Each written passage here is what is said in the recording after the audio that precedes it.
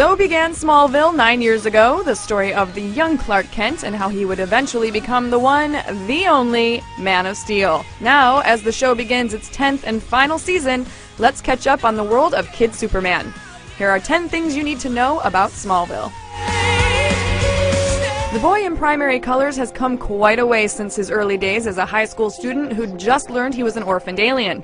Back then, Clark had to work to master his newfound superpowers while also hiding his true identity from his friends. Luckily for fans, Smallville actually lets its characters age. So we've followed Clark as he graduated from high school, struggled with his Kryptonian heritage, and even became a college dropout. He would eventually take a job at the Daily Planet in the big city of Metropolis while also dressing in black and assuming the alter ego, the Blur, to fight crime. Every good hero needs an arch foe, but a funny thing happened on the way to Smallville. Lex Luthor turned out to be Clark's best friend. Thanks, Dad. The show began with the farm boy saving the rich kid's life, and while Lex would become increasingly dark over the course of the show, his bond with Clark was always a strong one, for better or worse. Eventually, his quest for supremacy led him to steal some of the future Soup's powers and to a Season 7 showdown with Clark in the Fortress of Solitude, which Lex took down around him. Lex reared his cue ball briefly in Season 8 and then went bye-bye. But no one that bad stays dead for long. Our Kryptonian crystals tell us we may see Lex again in Year 10. Aside from Lex, Smallville has managed to mix familiar villains from the Superman mythos with new creations altogether. Starting with the meteor freaks of the week from Season 1 and continuing on to more arc-centric baddies like Lex's dad Lionel, Brainiac, Doomsday, and Zod, the show has proven pretty successful at taking big, sometimes cosmic villains and condensing them to a TV scale. The show hasn't shied away from depicting other DC superheroes either. While we're never getting a Batman crossover, versions of The Flash, Aquaman, Cyborg, and Green Arrow have all showed up over the years, even joining together to form an early version of the Justice League in Season 6. More recently, this league met their Golden Age counterparts, the Justice Society. And don't forget heroes like Supergirl, the Legion, and Martian Manhunter. They even got the Oreo thing right. Being a superhero is tough. Yeah, right! As feared and misunderstood as Clark has been, we've got to think it was all worth it just for the amount of action he's gotten. He nabbed the hottest cheerleader in high school despite his dweeb status.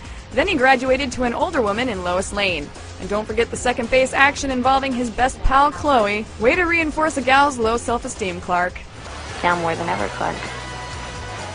Many people close to Clark have died over the years. Let's take a moment to remember those we've lost.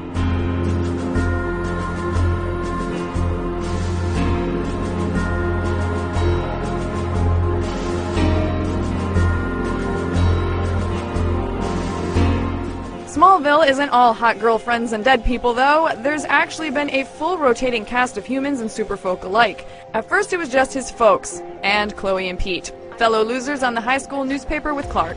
Then he moved up in the world to his frenemy Lex, while also dueling for Lana's affections with football hero Whitney. Yeah, remember him? Eventually, Pete left town, Lana did the soap opera thing and married Lex, and left town, and Clark's folks were mostly written out of the show. But who needs those guys when you've got Lois Lane, Jimmy Olsen, and they may not call him Superman yet, but Clark Kent is all about the super. From flying, despite the show's no flights, no tights rule, to spying on the girls' locker room, Smallville has made us believe a man could be a criminal voyeur. Marvel has their Nick Fury, and DC has Amanda Waller, the character who could possibly be the tie that binds the bigger Smallville universe together in the future. The head of the mysterious government agency Checkmate, Waller is a puppet master in the superpowered world. In the comics, she's also run the Suicide Squad and worked with Lex Luthor, and while her current status on the show is unclear, don't be surprised to see her again in Season 10. As we enter the final year of Smallville, Clark will face the biggest threat of his career in Darkseid. In the comic books, he's an immensely powerful new god who rules over the horrific planet Apokolips.